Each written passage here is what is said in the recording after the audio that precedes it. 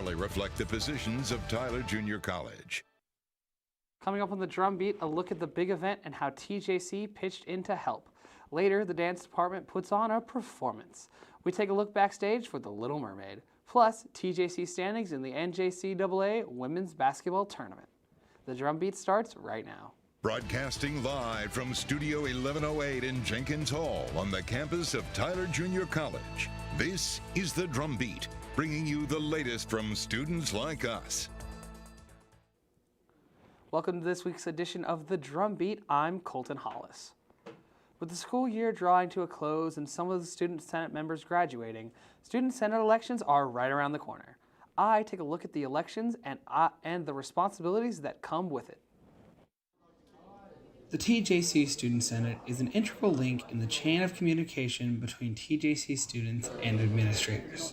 Student Senate members are elected to their respective positions by fellow students, meaning it's important for all parties involved to do their part. Juan is a student life specialist here on campus.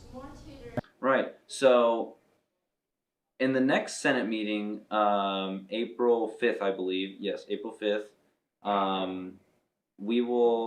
the Student Senate will present the people that are running for said position,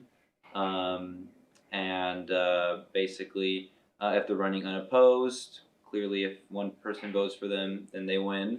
But if it's two people, it would be the person who has the majority vote.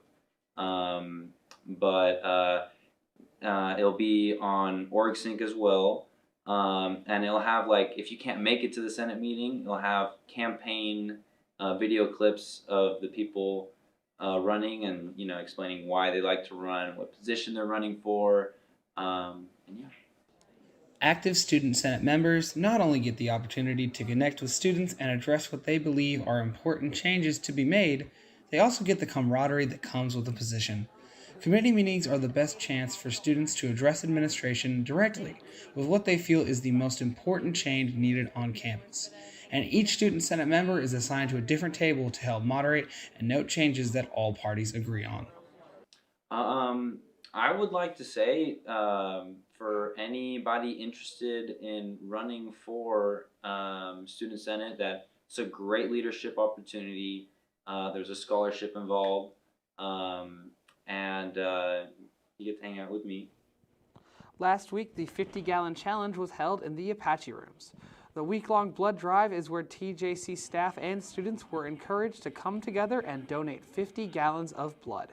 Those who donated were given a t-shirt, a meal voucher, and other items to thank them for their donation. Unfortunately, the goal was not reached, but over 32 gallons were donated and 771 lives potentially saved. TJC and UT Tyler came together to host the big event in downtown Tyler Saturday. The big event is a community service project where students help clean up downtown by picking up trash, planting flowers, and other community service projects. The purpose of this event is for students across Tyler to give back to the community. Representatives from both TJC and UT Tyler attended the event, including TJC's president, Dr. Juan Mejia.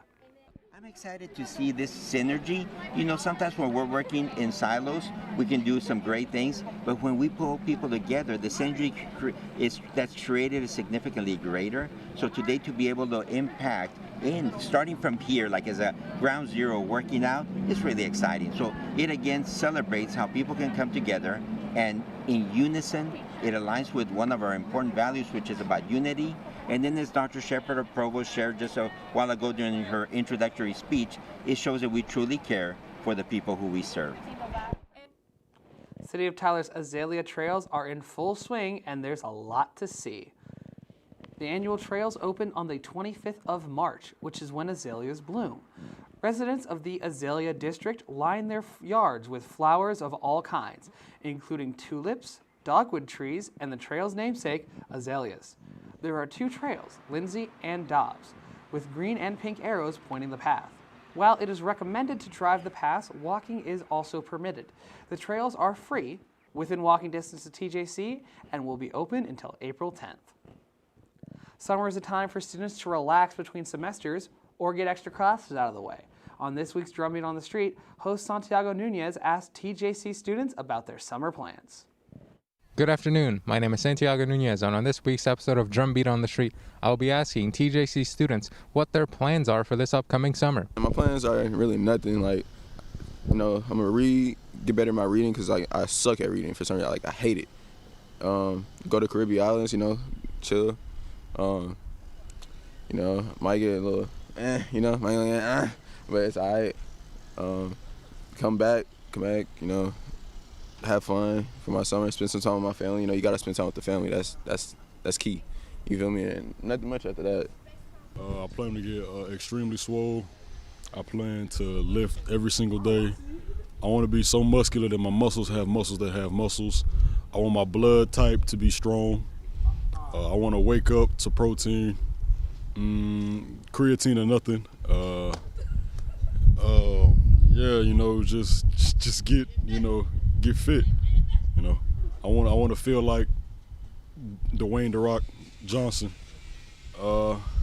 with a mixture of Brock Lesnar and Vin Diesel. So it's a whole lot of lifts. My plans are working so I can make money for next semester after that. I plan on going to New York, along with probably going and enjoying myself rather than just staying home all day. Going out, YMCA maybe, get some swimming in, see what I can do about not being single. But that's kind of my plan. The TJC Academy of Dance will be performing The Little Mermaid this weekend. It'll be a special performance of a dance with story elements from the original Hans Christian Andersen book and the Disney classic, with a few twists thrown in by creative director Sherelle Wiebe. The performance includes a collaboration with the TJC Academy of Dance's pre-professional division. Wiebe is also the pre-professional program coordinator. Well, this is our pre-professional division here at the TJC Academy of Dance. And we have ages from 6 all the way. We have adults performing with us. Mermaid will have shows on Friday at 7 p.m., a special Meet the Cast luncheon on Saturday at noon, showings on Saturday at 2 and 7, with the final 2 showings on Sunday at 2 and 5. For more information and to order tickets, you can go to their website at tjc.edu/Little Mermaid. Coming up after the break, an interview with the coordinator for the Wesley House. We'll be right back. And is this with the doctor or is this with the nurse practitioner? Fantastic. Dad, lunch. Got some soup for you. You are loved. Oh, you. Look at those freckles. This was very much. You are valued.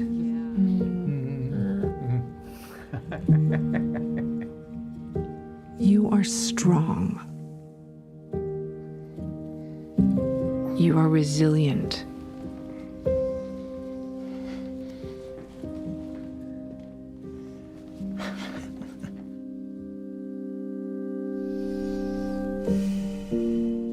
You got this. You're there for them. We're here for you. Find free care guides to support you and your loved one at aarp.org/caregiving.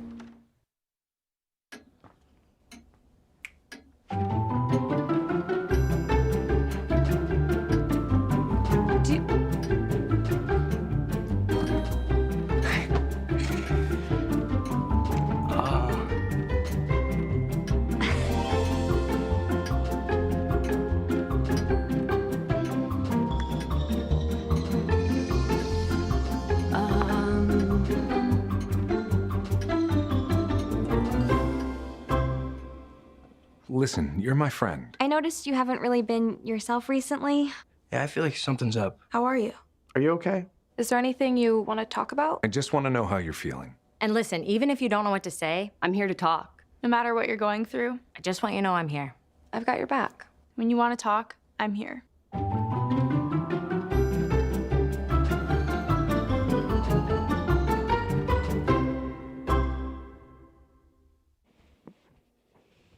Welcome back to the Drumbeat. My name is Santiago Nunez, and I'm here with the Director and Campus Minister of the Wesley House, Reverend Tabitha Mock Rankin. Could you tell us a bit about yourself and your role within the organization? Well, as you said, my name is Tabitha Mock Rankin, and I serve as the Director of the Tyler United Wesley Foundation.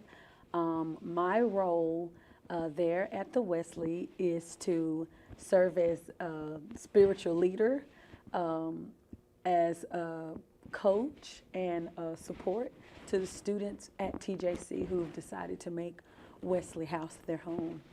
So you're a nice helping hand to all the new students that come around and all the existing students that are still there. Yeah. What about Wesley House piqued your interest the most?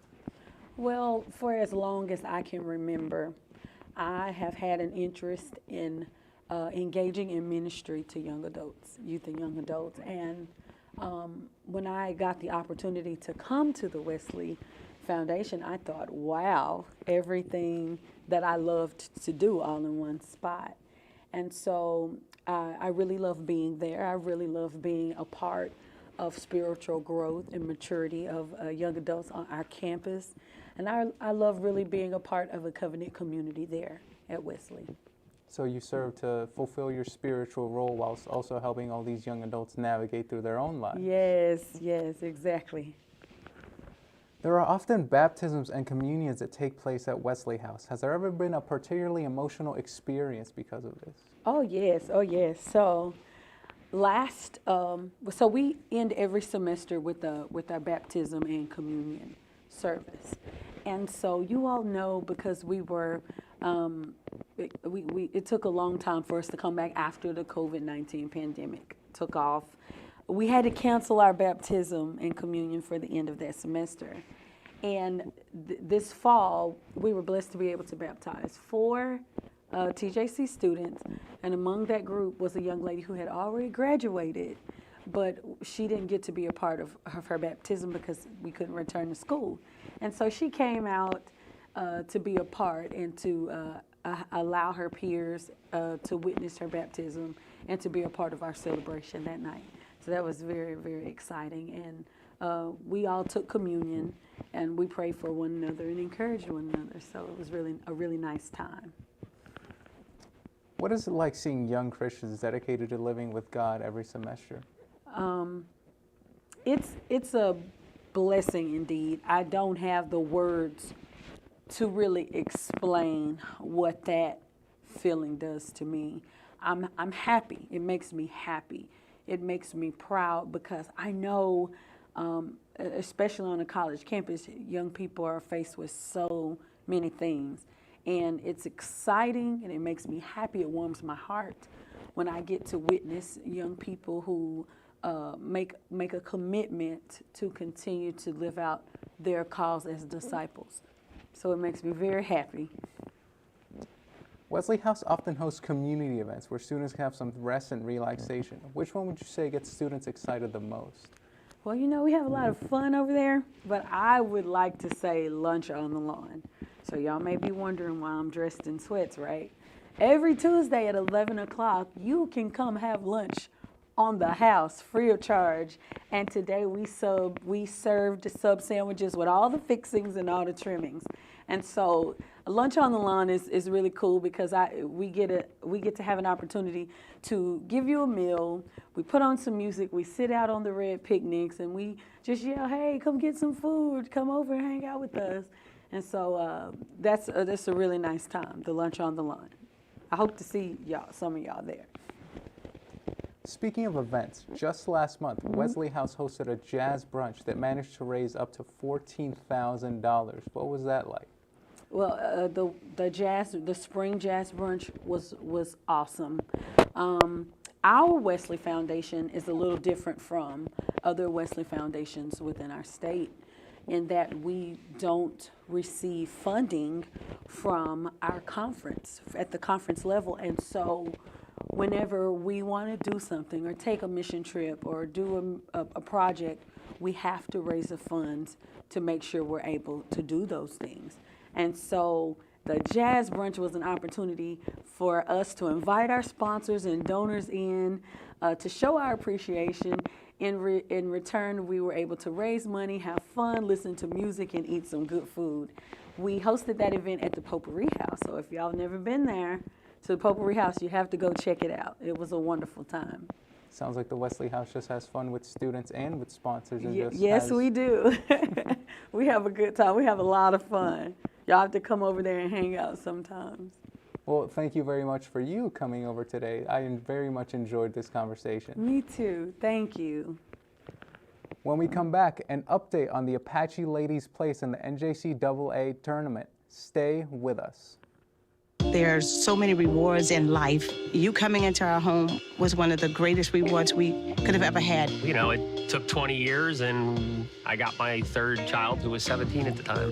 It's so cool to watch the adult that you've become, and you really have done as much for us as you think we've done for you.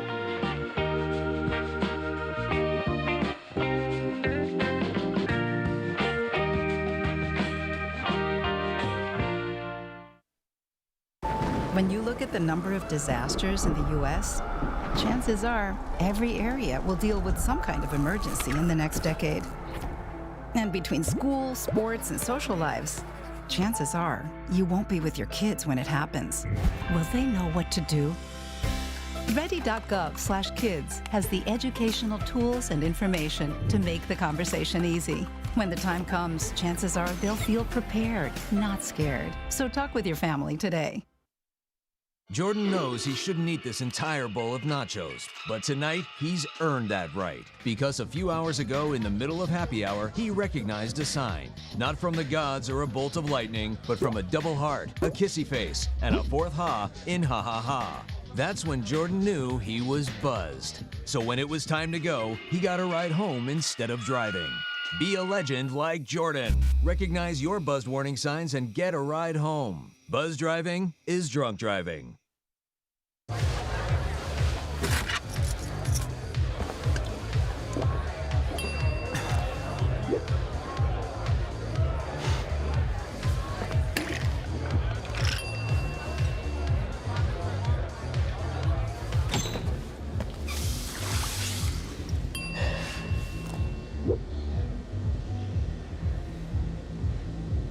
If you need to do something to feel okay to drive, you're not okay to drive. Don't drive buzzed. Welcome back to the Drumbeat. I'm Paris McGinnis II. While the Drumbeat took a month-long break, sports did not stop during spring break. Welcome to Sporting Chaos. The TJC women's basketball team won the 2022 NJCAA National Championship, which was held in Lubbock, Texas. TJC has added their 67th national title as the women's basketball team won the NJCAA National Championship. Competing in 5 games over the course of 6 days, the 17th ranked Apaches prevailed to win the tournament.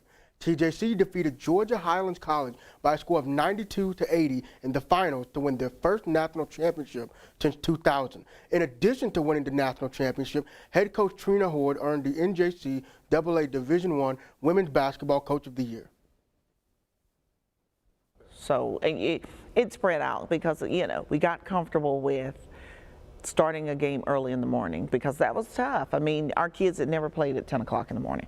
So it was a matter of just getting you acclimated to that. That's what we were worried about because usually our games are at 2 o'clock or 5:30. But out there, it's like I said, it's a gladiator tournament. You got to play through any conditions at any time against any team and just be prepared to fight. Head coach Dash Cornell is preparing the tennis team for the Southwest JUCO and Apache Pro-Am tournament, which are taking place at the moment. Over the last month, both men's and women's tennis have shown consistency in their improvement. Men's tennis have won 4 out of their last 5 exhibitions, while women's tennis have won their last 5, improving their record to 11-4 overall. With a month to go into the NJCAA National Championship Tournament, tennis will try to finish the season on a high note. During every broadcast, a different sport has been highlighted with players and coaches that should be showcased. But what goes on behind the scenes to get them ready?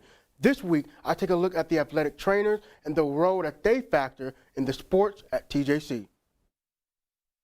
My goal when I got here was to get 1 or 2 years of college experience and then try to move to a big D1 because that's everybody's, or that was my dream to go big D1. And then it was just, this is just such a great place. This is a very trainer-friendly place. They appreciate what you do. They appreciate the work that you do. there's not a day that I don't come to work that I don't laugh and have a good time, because the people, it's just a good place to be, and they care about one another, and it's truly a family. Recently, Eddie McGuire, the head athletic trainer at TJC, was recognized for his hard work and dedication by being inducted into the East Texas Athletic Trainers Hall of Honor in February. Everybody understands the importance of athletics, from the fans to the athletes, athletes to coaches, and coaches to management. However, one overlooked aspect of athletics, especially at TJC, are the athletic trainers. While some people only see athletic trainers as people who can hydrate the athlete and provide some on-the-scene medical assistance, they are required to tend to the athlete before and after every practice, game, and even during their off-season. While there is a decline of people wanting to become an athletic trainer, they are still a vital aspect in the world of sports. Eddie McGuire wanted to highlight the work ethic of the student athletic trainers here at TJC. It's second to none, and you have to. It is athletic training is a tough business. It is you don't make your own schedule. You're at the mercy of the sport that you're working. You have to get here before the athletes get here.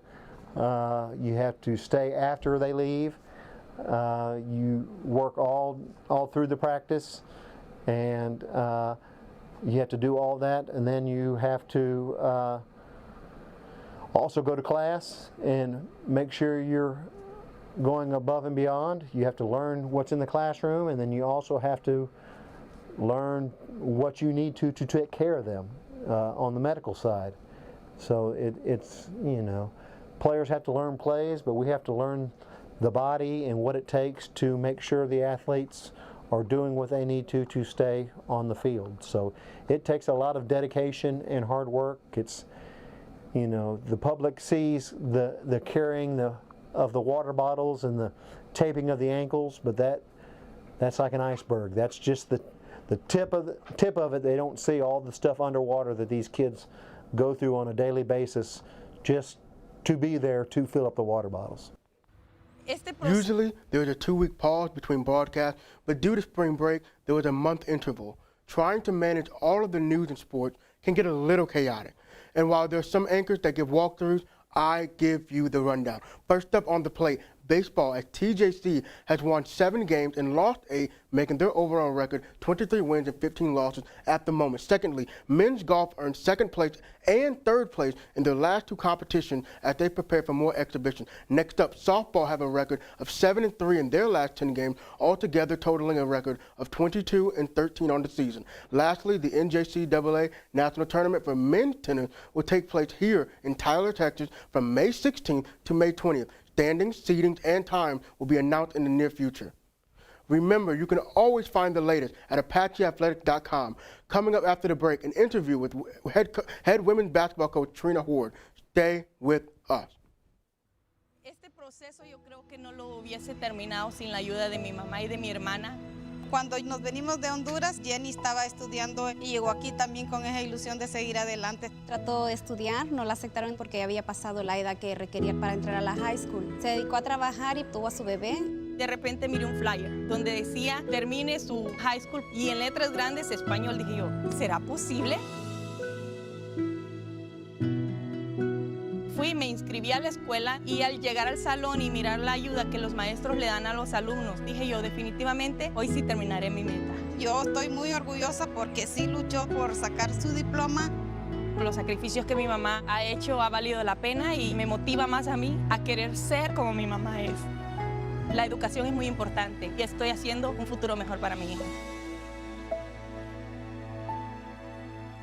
Encuentra clases gratis para adultos cerca de ti en completatudiploma.org.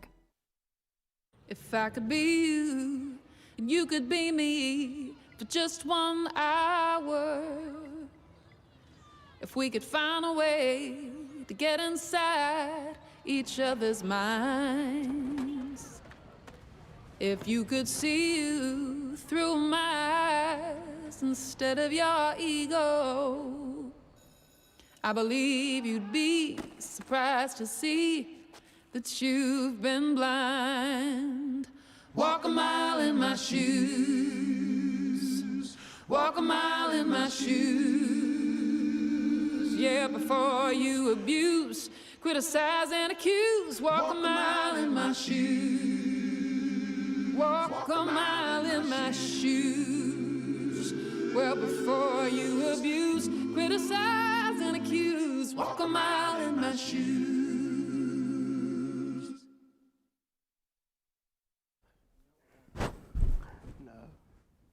Sorry about that. Welcome back to the Drumbeat. I'm here with TJC women's basketball head coach Trina Horde. So congratulations, and how are you doing today? I'm fabulous. Getting to be here with you and showcasing TJC women's basketball is a blessing, so I'm excited. Well, thank you for taking time out of your day to be here. Explain the emotions of winning a national championship from a coach's perspective, and possibly elaborate on how your players might feel. Yeah, it's not a feeling that you can put into words. It's like so overwhelming and it's so surreal all at the same time. I mean, I really wake up every morning and I feel like Ashton Kutcher is going to come out and say, you've been punked and that we're going to come back. You got to play the tournament next week. So it's surreal. It's fun. It's something that's a once in a lifetime thing. I'm praying not once in a lifetime, but it's so much fun. Yes, explain your initial reaction to winning the NJCAA Division I Women's Basketball Coach of the Year. I was stunned. I mean, if you saw all the pictures, I just put my hand over my mouth, and the kids had to come and hug me and tell me that we'd done it, because it's like you've gone for so long wanting something. And when it really happens to you, you're sitting there going, this really just happened. And I do it every day. It's like Groundhog's Day. I wake up every morning thinking, we're the national champions, so that's huge. Yes, I kind of want to dive a little bit deeper into the tournament aspect of it. So, obviously went through 5 games in the tournament. Did they feel any different? Was there more anticipation for the championship game in comparison to the first game? Like, describe how the atmosphere was for the tournament. I think the first game, we started off the entire NJCAA tournament. We were the 10 o'clock in the morning game. So we didn't have time to watch other teams to the point of getting nervous. We knew we were the highlight. We were the showcase. We were the first team off the bat. And being that the seeds were so close to each other, we had a 16 and a 17 seed, and both of us had the same records, 23-8. So both teams knew there was a potential for one great team was going home that day. And it was just, you were nervous, but you knew you had to do what you had to do to stay. And all of our players, they were just playing to stay another day. They just wanted to wake up in the hotel, eat the hotel breakfast, and play another game the next day. Okay, so going over some of the tournament stats, the team as a whole ranked first in field goal percentage and field goals made. Was that a focal point throughout the season, in practices, or? Up. And they showed their potential and they gave everything they had. Therefore, it was hard to scout us because TJC had 11 players and you didn't know what the best in those players looked like. So that was hard to scout. And when those kids truly brought it to the court, we're national champions now from it. On ApacheAthletics.com, on the listed roster for women's basketball, there's only one freshman that's going to be going into next season. So describe the overhaul and the revamp of the team. How would that be? It's the nature of the junior college beast. It's the worst of times, it's the best of times, but you've got to do the best you can with what you have. Steve Clements, who's got umpteen national titles here at TJC, told me, he said, don't worry about not having a lot of kids coming back, because he said in those years when he's won a title and he's returned a lot of players, it was tougher to coach them. Now we're coaching new bodies, new faces. Those kids, they're going to defend a national title that they were never part of. But what we're trying to get those kids to do is embrace that national title and add on to it. Not just be okay with it. TJC is not okay with being the 2022 national champions. Now a fire has been lit. We've had that experience, and now what we want to do is elevate TJC. We're on a national level now. What are we going to do with this gift? Right, because when you have a bunch of freshmen win a national championship, when they go into the next year, they can be a little stagnant. However, when it's an entirely new team, but they learn that the team before them won a national title, there's expectations there, and they want to, they want to be better than them. There's a sense of that. But also another thing is you've been coaching at TJC since 2000. You have accumulated 500 wins, and you're still here at TJC. I'm curious, like, why have you been so long? You have a great resume. You know what? I'm a firm believer in God's doors. And there's never a door that Trina can walk through herself. It's in God's good timing. I never thought I was going to be a basketball coach, never had aspired to be a basketball coach. But the minute I went into my internship, University of Arkansas called me and asked me if I wanted to coach. And I did it for the money. And I still didn't think I wanted to be a basketball coach. And even to this day, I'm like, am I really a basketball coach? But 26 years later, I guess I'm a basketball coach. But it's just a matter of God's good grace and his timing. And whatever he wants for me to do, I'm going to walk through it, because why leave an amazing Tyler Junior College where you can win, where you have the support of everybody on campus, when you have the facilities, when you don't want for anything, and more than anything, when you can go to work and go to work happy and be happy to go to work. There's probably 90% of the world that can't go to work say, oh, I enjoy go to work. I literally live by, I get to go to work today. That's fun. All right, so I know today you have 2 recruits on campus, and you've been extremely busy, but let's kind of dive into the recruitment process in the off season. You know, you just came back from winning a championship and basically immediately are thrusted into the recruiting battle. So how would you, not how, but more of like, how is the recruiting process for, you know, women's basketball here at TJC? You're only as good as what you do next. And so pretty much the recruiting battle is now we showcase this national title. We showcase our beautiful campus. We sell who we are and what we do at TJC. We strive to be better today than we were yesterday. So we're marketing. So we're in a position where we're trying to get our sophomores recruited by Division I programs and trying to get them scholarships while we're trying to bring new players in. And both of those, they kind of come together. The old kids sell the new kids on TJC and their experience, in addition to everything that we have here. And then you just go out there and you try to get these kids, they're moldable pieces of clay. And you look at what is their talent, what can we do to make them better tomorrow. And so we hope they all become cohesive. Me, myself, my assistants, we work our rumps off to make sure these kids leave here better than they started. So we go out there and we find TJC type kids, because we have a gold standard here. And that gold standard is we're not going to take anything and everything. Just because you have talent and you have little character, we can't have you here. It's got to be the perfect 360. And that's what we're looking for, that 360, because we're always feeling like TJC is Operation Moving Target. We are the Dallas Cowboys of women's basketball. In fact, because the Dallas Cowboys, they can be absolutely awful, but everybody's going to get up when it's time to play the Dallas Cowboys. So therefore, being the Dallas Cowboys, we got to showcase it and we got to be ready to play, and we've got to put some players in there. Nobody cares Emmitt Smith's not there anymore. They're going to play like they're playing Emmitt Smith every night.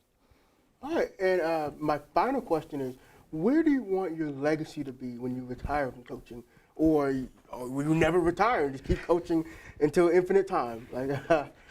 I'm not that coach that wants to die on the court. I just want my legacy to be that, like I said earlier, that my players are better from having gone through my program.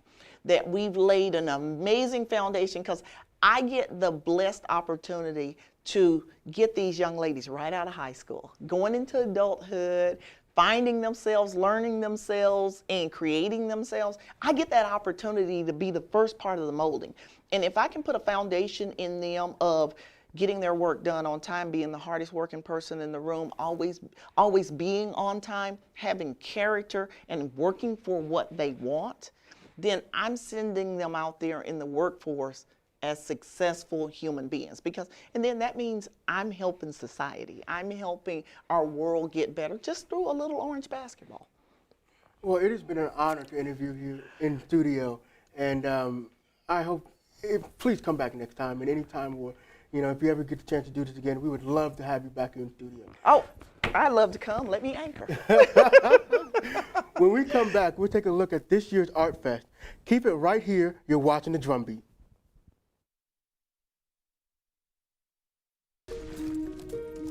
I would I think I'm gonna miss you the most. I'm sorry. I'm so sorry. I'm so sorry. Maybe it's just the little moments. If I could go back and change it all, if I could go back, I would. But I can't.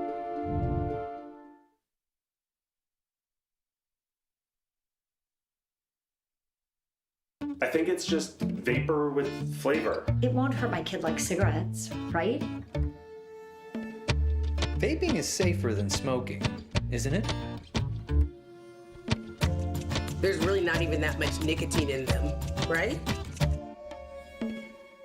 My kid? My kid knows it's dangerous. Get your head out of the cloud. Today, nearly 8,000 kids will start vaping, maybe even yours. Learn about the dangers at talkaboutvaping.org. The opinion. Welcome back to the Drumbeat. Before we go, here's one more story. April has begun, and with it, the year's art festival. All month long, check out events focused on cultural arts, such as music, theater, and art. One noteworthy event is the Dance Department's production of The Little Mermaid on April 9th and 10th. For theater, you can check out Heathen Valley on the 27th through the 29th. When it comes to the art department, the Thunderdome Art Competition is on April 27th at noon, where 2 artworks enter, but only 1 leaves. For more information and a look at all the events, check out the TJC website at tjc.edu/artsfest. Thank you for joining us today. Remember, you can always find the latest news at thedrumbeat.com. Catch us next broadcast on April 19th. Stay safe, everyone. See you in 2 weeks. The opinions expressed here are those of the students and do not necessarily reflect the positions of Tyler Junior College.